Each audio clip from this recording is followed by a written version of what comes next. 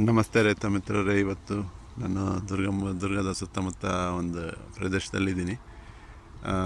ಇದೊಂದು 3-4 ವರ್ಷ ತುಂಬಿರೋಂಥ ಒಂದು ತೋಟ ಆಗಿದೆ. ಇದಕ್ಕೆ ಇವಾಗ ಗರ್ಭ ಬರೋಕ್ಕೋಸ್ಕರ ನಾವು ಗೊಬ್ಬರ ಕೊಡೋದು ತುಂಬ ಎಸೆನ್ಷಿಯಲ್ ಆಗಿದೆ. ಅದೇ ಲಾಸ್ಟ್ ಟೈಮ್ ಸ್ವಲ್ಪ ಒಂದು 100 ಗ್ರಾಮ್ ಅಷ್ಟು ಕೊಟ್ಟಿದ್ರೆ ತುಂಬ ಚೆನ್ನಾಗದು ಹೊಟ್ಟೆ ಬರ್ತಾಯಿದೆ. ಅದೇ ಹುಸಿ ಹೋಗಿ ಸರಿ ಸ್ವಲ್ಪ ಬೆಳೆ ಆಗಿದೆ. ಮುಂದಿನ ಸರಿ ನಾವು ಒಳ್ಳೆಯ ಒಂದು ಬೆಳೆ ನೋಡ್ಬೋದು. ಆಲ್ರೆಡಿ ಈ ಹಂತಕ್ಕೆ ಗೊಬ್ಬರ ಕೊಡಬೇಕಾಗಿತ್ತು, ಬಟ್ ರೈತರು ಕಾರಣಾಂತರದಿಂದ ಇವಾಗ ಒಂದು ಗೊಬ್ಬರ ಹಾಕೋದೊಂದು ವ್ಯವಸ್ಥೆ ಮಾಡ್ಕೊಳ್ತಿದ್ದಾರೆ.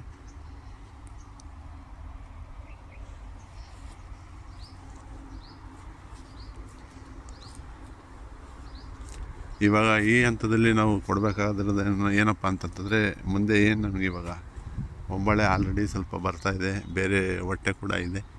ಇನ್ನೂ ಒಂಚೂರು ಸ್ವಲ್ಪ ಒಳ್ಳೆ ಡೆವಲಪ್ ಆಗಿ ಮುಂದಿನ ಸರಿಗೆ ನಮಗೆ ಒಂದು ಒಳ್ಳೆ ಬೆಳೆ ನೋಡ್ಬೋದು. ಇಲ್ಲಿ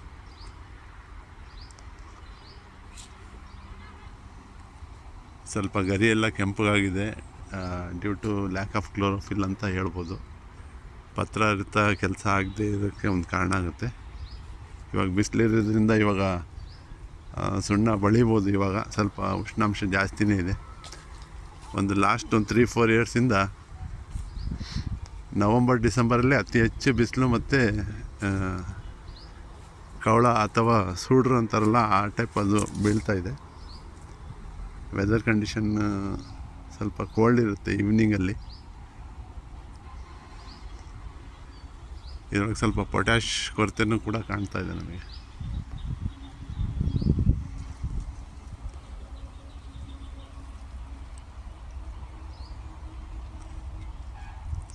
ಇವಾಗ ಒಂದು ಒಂದು ಪೊಸಿಷನಲ್ಲಿ ಇದ್ದೀವಿ ನಾವು. ಇವಾಗ ಇಲ್ಲಿ ಗೊಬ್ಬರ ಕೊಡೋದು ಒಂದು ಒಳ್ಳೆಯ ನಿರ್ಧಾರ ಆಗ್ತದೆ ಈ ತೋಟಕ್ಕೆ.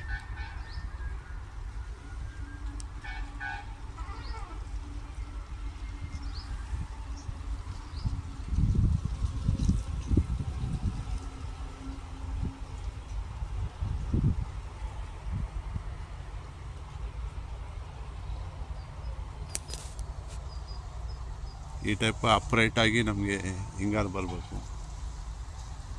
ಹಿಂಗಾರು ಅಥವಾ ಶಿಂಗಾರು ಏನಂತೀರ, ಸ್ವಲ್ಪ ಬೇರೆ ಕಡೆ ಎಲ್ಲ ಸ್ವಲ್ಪ ಡೌನ್ ಸೈಡ್ ಆಗಿ ಆ ಟೈಪು ಕೊರತೆ ಇದ್ದರೆ ಬರ್ತದೆ. ಬಟ್ ಸ್ಟಿಲ್ ಮೇಂಟೈನ್ ಮಾಡ್ಬೋದು. ಬೇರೆ ಕಡೆ ಎಲ್ಲ ತುಂಬ ಬೆಂಡಾಗಿರೋಂಥದ್ದು ಬರ್ತದೆ, ಅದು ಸ್ಟ್ರೆಂತ್ ಇರೋಲ್ಲ.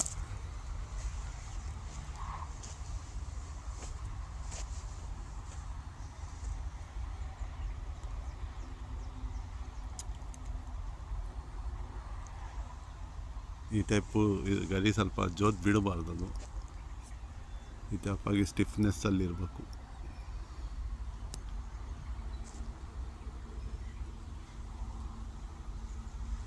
ಅದೇ ಟ್ರ್ಯಾಕ್ಟ್ರ್ ಕೂಡ ಜಾಸ್ತಿ ಹೊಡಿಬಾರ್ದು, ಬೇರೆ ಕಟ್ಟಾಗೋದ್ರಿಂದ ಅದನ್ನು ಡೆವಲಪ್ಮೆಂಟಿಗೆ ಸಾಕಷ್ಟು ತೊಂದರೆ ಮಾಡ್ತದೆ.